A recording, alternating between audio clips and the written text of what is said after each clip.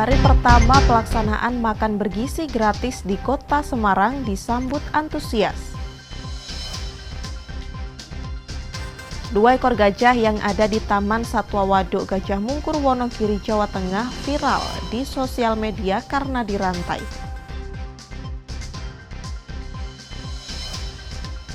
Masa akhir libur Natal dan Tahun Baru, lokasi wisata Taman Lele Kota Semarang masih ramai dikunjungi wisatawan.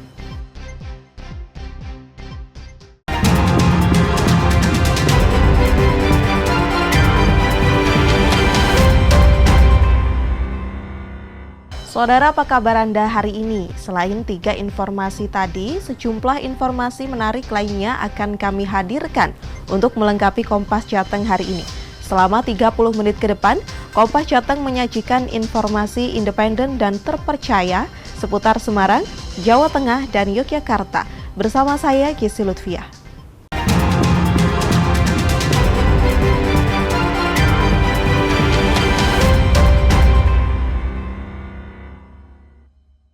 Pelaksanaan program makan bergizi gratis secara berjenjang akan diterapkan di seluruh sekolah.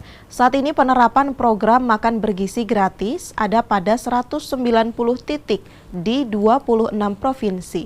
Pelaksanaan makan bergizi gratis hari pertama di Kota Semarang berjalan dengan lancar. Pelaksanaan program makan bergizi gratis secara berjenjang akan diterapkan di seluruh sekolah. Saat ini penerapan program makan bergizi gratis ada pada 190 titik di 26 provinsi. Hal tersebut disampaikan Menteri Pendidikan Dasar dan Menengah Abdul Mukti usai meninjau 2 lokasi pelaksanaan program makan bergizi gratis perdana di Kota Semarang, yang salah satunya di SMP Negeri 12 Banyumanik, Kota Semarang, Jawa Tengah.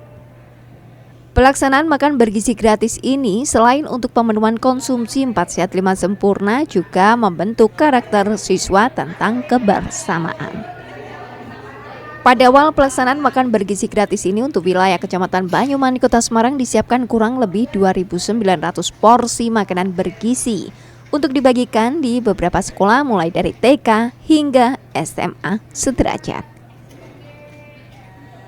Di SMP Negeri 12 Semarang sendiri terdapat 797 siswa dan siswi SMP Negeri 12 yang menerima program makan bergizi gratis.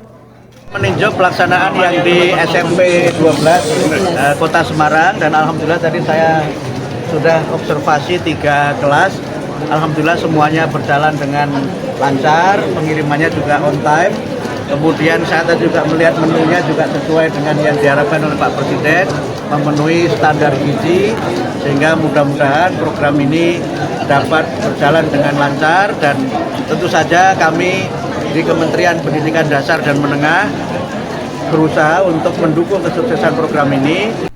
Bagi siswa-siswi di SMP Negeri 12 menyambut baik program makan bergizi gratis karena dinilai lebih efisien. Seneng nggak Dek dapat ini? Seneng banget. Enak. Menunya apa aja ini? Ini ada daging, tahu, sama sayur dan semangka. Biasanya bekal atau jajan kalau sebelum dapat ini makan bergizi gratis? Biasanya jajan. Seneng nggak dapat ini? Senang. Dengan hasilnya pemberian makan gratis ini, menurut Mbak seperti apa? Sangat membantu para pelajar ya. Terus lebih efisien juga, soalnya nggak perlu bawa dari rumah. Sementara itu menurut Kepala Sekolah SMP Negeri 12 Rini Rusmia, pada hari pertama pelaksanaan makan bergizi gratis berjalan dengan lancar. Alhamdulillah berjalan lancar, dan tadi anak-anak sangat senang menikmati makanan yang sudah disajikan dan banyak yang habis begitu, mungkin karena juga suasana hujan. Ini informasi yang didapatkan dalam 1 minggu akan diberi berapa? Dalam 1 minggu ada 5 hari karena kami masuk 5 hari sekolah.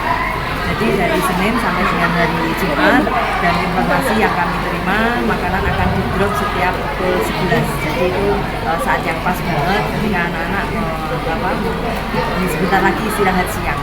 Program ini rencananya akan diberikan setiap hari untuk peserta didik mulai PAUD hingga SMA untuk sekolah negeri dan sekolah swasta, juga balita dan ibu hamil. Jabir Roy, Kompas TV, Semarang, Jawa Tengah.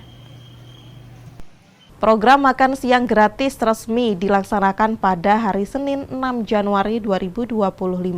Bagaimana program ini dipersiapkan hingga akhirnya sampai terdistribusi ke sekolah dan dinikmati oleh para siswa? Berikut pantauan Kompas TV di salah satu mitra program makan sehat gratis saat menyiapkan dan memasak makanan yang akan didistribusikan ke sekolah. Halo pemirsa Kompas TV, saat ini saya sudah berada di dapur unit penyedia makan bergizi untuk program Prabowo Gibran yang akan dilaksanakan besok pada Senin 6 Januari 2026. Saat ini tempat saya berdiri merupakan dapur dari PT Asta Nusantara Kota Semarang 1, di mana besok di sini akan dipersiapkan makanan yang akan didistribusikan untuk mendukung program distribusi makanan bergizi gratis. Kita lihat persiapan apa saja yang dilakukan oleh PT Asta Nusantara Kota Semarang 1. Yuk!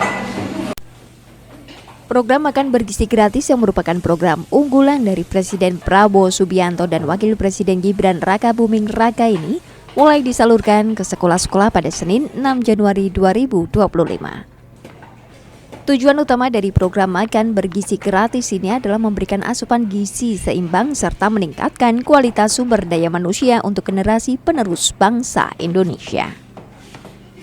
Selain itu, adanya program ini juga berdampak positif bagi masyarakat, utamanya UMKM, di mana UMKM sendiri berperan sebagai supplier bahan-bahan yang akan dimasak untuk makanan bergizi yang disiapkan pemerintah untuk program ini.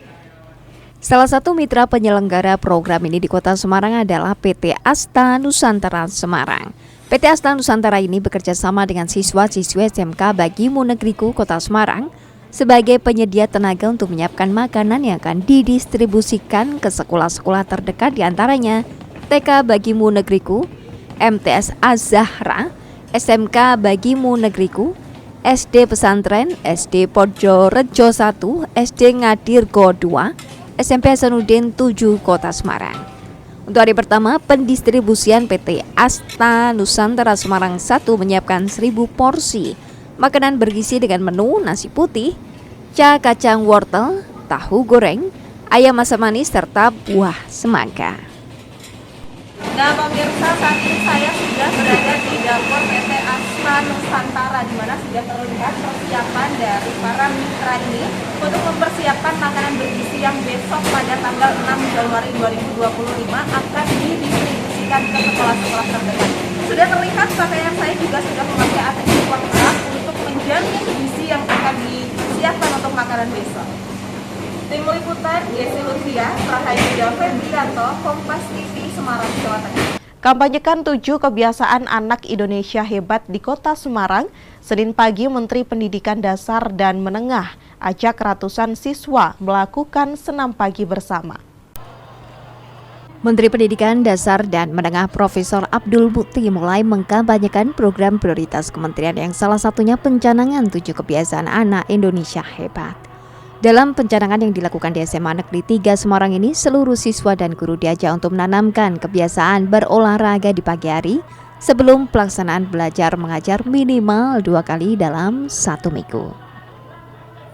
Dalam mengkampanyekan program prioritas ini, sekolah diwajibkan untuk memperlakukan anak untuk bangun pagi, taat beribadah, olahraga secara teratur, makan sehat dan bergizi, gemar belajar, bermasyarakat, dan tidur tepat waktu. Pasalnya, 7 kebiasaan ini diharapkan dapat membentuk karakter anak menuju Indonesia Emas 2045. Memang kalau di dalam edaran yang segera kami kirimkan, nanti ada surat keputusan bersama atau edaran bersama Menteri Pendidikan Dasar Menengah, Menteri Dalam Negeri, dan Menteri Agama untuk 3 kegiatan tadi. Pertama adalah untuk senam kita menyebut Indonesia Sehat, kemudian pagi bahagia, dan 7 kebiasaan itu nanti di dalam edaran kami memang untuk senamnya itu sekurang-kurangnya 2 kali dalam 1 minggu. Nggak mungkin kalau Senin mungkin cukup upacara, tapi hari lain mungkin bisa, dan mungkin sekolah-sekolah tertentu yang sarana prasarana kurang mungkin tidak perlu tiap hari, tapi kalau yang sekolah yang sarana prasarana lengkap seperti SMA 3, SMA 5 atau yang lain mungkin bisa setiap hari. Selain mengkampanyekan 7 program prioritas ini, Menteri Pendidikan Dasar dan Menengah juga menyiapkan program pemerintah bersama dengan Badan Gizi Nasional untuk makan bergizi gratis bagi siswa sekolah. Menteri Pendidikan Dasar dan Menengah menambahkan, sekolah sudah menyiapkan beberapa komponen untuk mendukung makan bergizi gratis agar bisa bermanfaat bagi siswa untuk membangun karakter dan kemandirian. Heri Widodo, Kompas TV, Semarang, Jawa Tengah. 2 ekor gajah yang ada di Taman Satwa Waduk Gajah Mungkur, Wonogiri, Jawa Tengah viral di sosial media karena dirantai. Nantikan informasinya sesaat lagi setelah jeda berikut ini.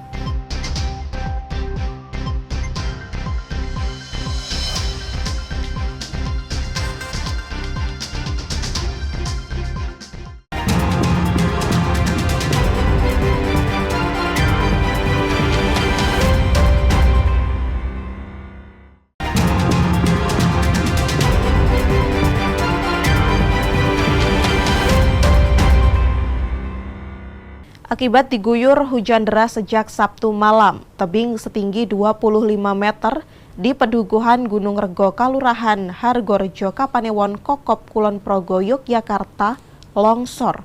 Musibah longsor ini juga menerjang tembok dapur rumah milik warga.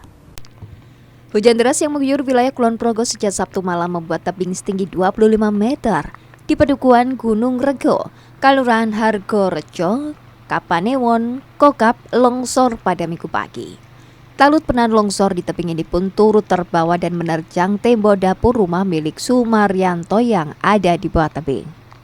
Akibatnya tembok dapur rumah jebol dan material longsor masuk hingga ke dalam rumah. Saat kejadian penghuni rumah tengah beraktivitas di ruang depan sehingga tidak menimbulkan korban jiwa. Pemilik rumah sempat mendengar bunyi gemuruh mirip guntur saat kejadian. Dan saat diperiksa, tembok dapur rumah mereka sudah dalam keadaan jebol diterjang longsor. Meski dapur tak bisa digunakan, namun keluarga ini memilih tetap tinggal di rumah meski diliputi rasa was-was. Duduk gitu loh Mas, itu seperti duduk-duduk itu. Tapi saya itu duduk Pak, itu kayak longsor, itu ya anakku loh, mak longsor, enten longsor. Terus pas dicek seperti apa Mbak? Ya seperti itu tadi, ada batu yang tembok tadi. Talut ya? Iya, dari atas sana. Itu yang kena bagian apa Mbak? Itu yang kena bagian dapur. Dapur kan ada apa? Itu temboknya separuh itu, ya batakuan separuh. Jadi ketabrak talut itu. Iya, iya. Terus pukul 6 dan mengakibatkan longsoran tanahnya mengenai rumah warga kami yang terletak di Padukuhan Gunung Rego RT 19 RW 05 milik Bapak Sumaryanto. Kalau ketinggian tebingnya itu sendiri? Ini untuk estimasi tebingnya kurang lebih tingginya 25 meter sampai 30 meter. Pasca kejadian, warga bergotong royong menutup aliran air di atas tebing menggunakan karung pasir serta terpal agar tidak terjadi longsor susulan. Warga berharap dinas terkait segera melakukan perbaikan pada talut yang terbawa longsor ini. Ahmadi, Kompas TV, Kulon Progo, Yogyakarta. Kecelakaan beruntun yang melibatkan 2 bus dan 1 kendaraan pickup terjadi di jalur utama Jakarta Purwokerto, tepatnya di Jalan Gerilya Purwokerto, Jawa Tengah pada Minggu pagi. Akibat kecelakaan ini, sejumlah penumpang mengalami luka dan harus dilarikan ke rumah sakit. Inilah video amatir warga yang merekam suasana evakuasi penumpang bus Sinar Jaya jurusan Jakarta Purwokerto yang terlibat kecelakaan dengan 2 kendaraan lain di Jalan Nasional Purwokerto, Jawa Tengah pada Minggu pagi. Penumpang sempat terjepit pada bagian depan bus dan berhasil dievakuasi dalam keadaan selamat, kemudian dilarikan ke rumah sakit. Saksi di lokasi kejadian menyebut kedua bus yakni Sinar Jaya dan sebuah mikrobus sama-sama melaju dari arah barat atau arah Jakarta dan kemungkinan sama-sama akan menuju ke Terminal Purwokerto. Kemudian bus Sinar Jaya yang disebut melaju kencang menabrak bagian belakang mikrobus. Akibat kerasnya benturan, mikrobus oleng dan menabrak tiang listrik yang berada di sisi jalan. Sementara bus Sinar Jaya yang juga oleng dan menabrak kendaraan pick up yang terparkir di depan sebuah ruko. kronologinya yang jelas kan sama-sama dari arah barat, timur ya mau ke terminal kan. Kalau mikro kan baru keluar dari PO. Yang jelas ininya sinar jayanya yang terlalu kencang. Jadi nabrak bagian belakang mikro depan menghantam gardu listrik. Nah, ini kan banting setir, ada mobil parkir kan, mobil warga. Jadi ngantam mobil sama bangunan. Antara bangunan juga. Ini memang parah ya Pak depannya Pak? Parah. Ada korbannya nggak Pak? Korban ada di Sinar Jaya bangku sebelah supir anak kisaran 6 tahun kelas 6 SD terjepit. Itu kabarnya gimana? Luka-luka atau meninggal Pak? Luka tapi bisa diselamatkan kok. Cuma evakuasinya kan lama soalnya terjepit sih.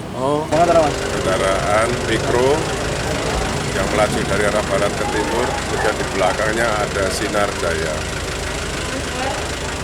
Karena tidak menjaga jarak, ditabrak dari belakang, kendaraan mikro mengenai tiang listrik, kemudian bis Sinar Jaya oleng arah kiri membentur kendaraan pickup yang sedang parkir di ruko.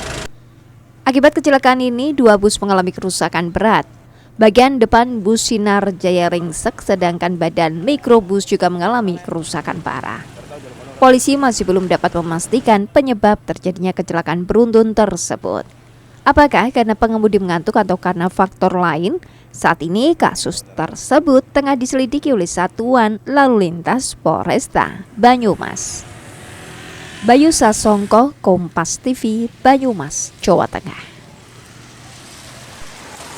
2 ekor gajah Taman Satwa Waduk Gajah Mungkur di Wonogiri, Jawa Tengah viral di sosial media karena dirantai.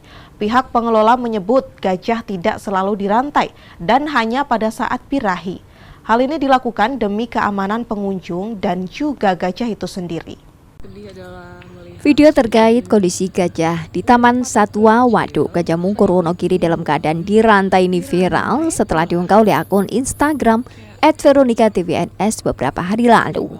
Dalam video viral tersebut dinarasikan bahwa kondisi gajah dalam keadaan dirantai di dalam kandang yang sempit. Saat ditemui Minggu pagi di Taman Satwa Waduk Gajah Mungkur, Desa Sendang, Kecamatan Wonogiri, Kabupaten Wonogiri, Jawa Tengah, Pawang Gajah Dwi Haryadi menjelaskan, ketika menjelang malam 2 ekor gajah tersebut memang dirantai. Hal ini dilakukan untuk menjaga keamanan bagi gajah itu sendiri. Meski demikian, setiap malam selalu ada pawang yang akan menjaga untuk memberikan pakan pada malam hari. Dwi Haryadi meyakini bahwa saat video dan foto viral itu diambil ketika sore menjelang malam, karena kondisi kandang sudah dibersihkan sehingga memang gajah perlu dirantai untuk keamanan. Namun tidak setiap saat gajah-gajah tersebut selalu dirantai. Karena setiap pagi sebelum pengunjung berdatangan, ia dan 2 pawang lainnya selalu mengajak 2 gajah tersebut berjalan-jalan di pinggir Waduk Gajah Mungkur. Hal itu rutin dilakukan karena bagian dari perawatan gajah. Dwi Haryadi menjelaskan khusus gajah jantan bernama Panamtu memang beberapa hari terakhir dirantai karena saat ini dalam kondisi birahi dan lebih agresif. Maka perlu dilakukan perantaian untuk menjaga keamanan pengunjung maupun gajah itu sendiri. Rantai itu pas malam ya Mas? Iya, pas kita pulang. Itu buat apa itu Mas? Apa? Dirantai seperti itu biar? Buat menjaga keamanannya Mas. Kan gajah kalau malam lebih agresif. Oh, ini dia sangat akrab sekali ya? Iya, nggak apa-apa dia, aman. Karena gajah kalau malam lebih agresif. Tapi kita setiap malam kesini lagi memberi makan gajah lagi. Tuh. Ini kan setiap pagi sebenarnya diumbar, dinaikin kita di apa sini? Diangon, diangon pinggir waduk gitu, nggih. 1,5 jam sampai 2 jam. Ini infonya baru birahi. Iya, yang jantan. Sementara itu, Kepala Dinas Kepemudaan Olahraga dan Pariwisata Kabupaten Wonogiri, Haryanto, mengaku keberadaan 2 ekor gajah bernama Panamtu dan Sari tersebut sudah sesuai dengan prosedur atau mekanisme yang ada, termasuk sudah mengantongi izin. Bahkan dari pihak BKSDA Jawa Tengah selalu melakukan pemantauan secara rutin sehingga untuk kesehatan kandang gajah sudah layak. Dengan kondisi gajah yang waktu itu dirantai, itu memang kebetulan khususnya untuk yang gajah jantan Cuman pada masa-masa birahi, untuk masa birahi gajah itu sekitar 1 sampai 6 bulan sekali dalam setahun. Tapi rata-rata sekitar 2 sampai 3 bulan lah khususnya untuk gajah yang ada di sini. Gajah jantan si Panamtu kebetulan birahi, sehingga untuk menjaga keselamatan khususnya bagi pengunjung dan mahat sendiri serta dokter hewan yang selalu merawat gajah yang ada di sini, sehingga untuk keamanan itu dilaksanakan perantaian agar tidak, karena sifatnya agresif sekali kalau pas tidak. 2 gajah koleksi Taman Satwa Waduk Gajah Mungkur tersebut dipastikan dalam kondisi baik dan sehat. Hal itu dapat dibuktikan dengan warna kulit gajah yang menghitam, tumbuh rambut, kelincahan gajah, dan berat badan gajah yang gemuk. Karena setiap hari 1 ekor gajah selalu diberikan pakan sekitar 200 kg lebih pakan atau 10% pakan dari berat badan gajah. Nicole Sirawan, Kompas TV, Wonogiri, Jawa Tengah. Masa akhir libur Natal dan Tahun Baru, lokasi wisata Taman Lele Kota Semarang masih ramai dikunjungi wisatawan. Nantikan informasinya hanya di Kompas Jateng.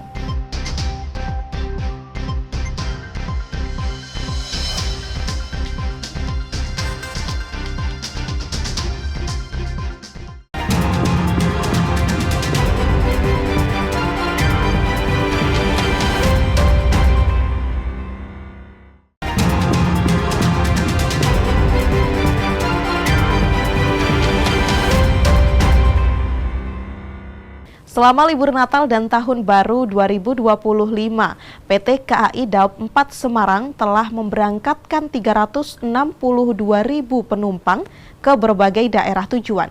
Selama pelaksanaan arus Nataru melalui jalur kereta api berjalan lancar dan tidak ada kejadian yang menonjol. Selama libur Natal dan Tahun Baru, perjalanan penumpang melalui transportasi kereta api terpantau lancar dan tidak ada kejadian yang menonjol. Untuk wilayah PT KAI Daob 4 Semarang sejak 19 Desember 2024 hingga 4 Januari 2025, total jumlah penumpang yang diberangkatkan sebanyak 362.000 penumpang. Sedangkan untuk kedatangan mencapai kisaran 360.000 penumpang. Jumlah keberangkatan penumpang tertinggi terdapat di Stasiun Tawang sebanyak 7.260 penumpang.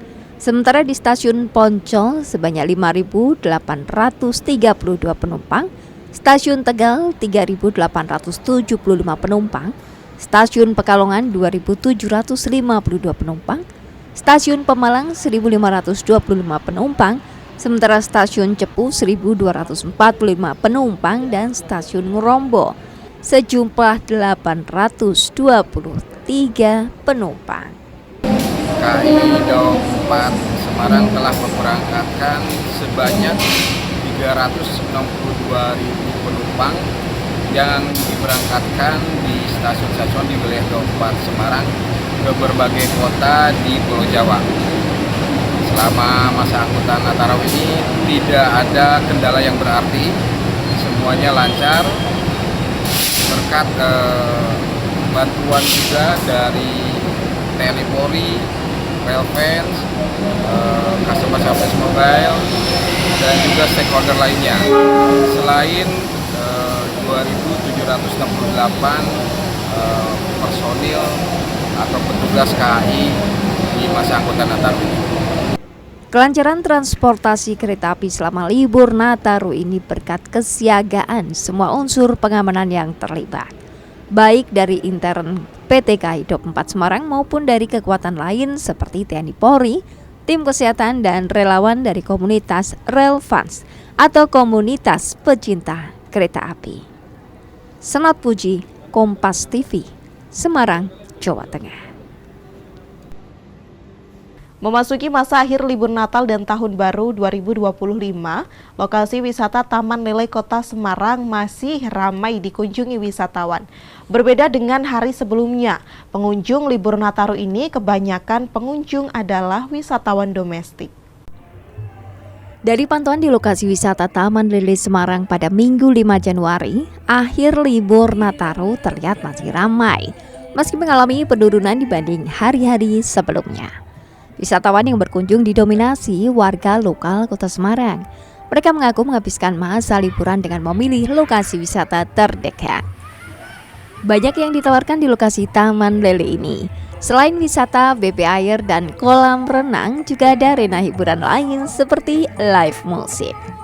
Semua pengunjung Nataru tanggal 25 sampai tanggal 1 Januari 2025 ini kita ada pengunjung 3.844. Alhamdulillah wa syukurlah, ini Taman Lele semakin hari semakin baik. Mungkin mudah-mudahan tahun 2025 ini ada tambahan wahana spot selfie, terapi ikan, ada gardu pandang yang sangat viral. Nanti melihat pantai utara ini bisa dari Taman Lele karena gardu pandang paling atas ini. Gitu. Di Taman Lele tempatnya sangat rindang, asri, dan menarik sekali ya untuk liburan bersama keluarga khususnya. Terus yang paling disukai apa? Yang paling saya sukai ada wisata becak bebek. Ya, kita bisa berkeliling taman kolam lele bersama dengan keluarga begitu. Selama libur Natal dan Tahun Baru ini tercatat total pengunjung ada 3.944 orang. Puncak pengunjung terjadi pada tanggal 1 Januari 2025. Senot Puji, Kompas TV, Semarang, Jawa Tengah. Informasi tadi sekaligus mengakhiri Kompas Jateng hari ini. Saya, Gizi Lutfiah, mewakili kerabat kerja yang bertugas mengucapkan terima kasih atas perhatian Anda. Selamat mengikuti acara kami selanjutnya. Kompas TV, independen terpercaya. Sampai jumpa.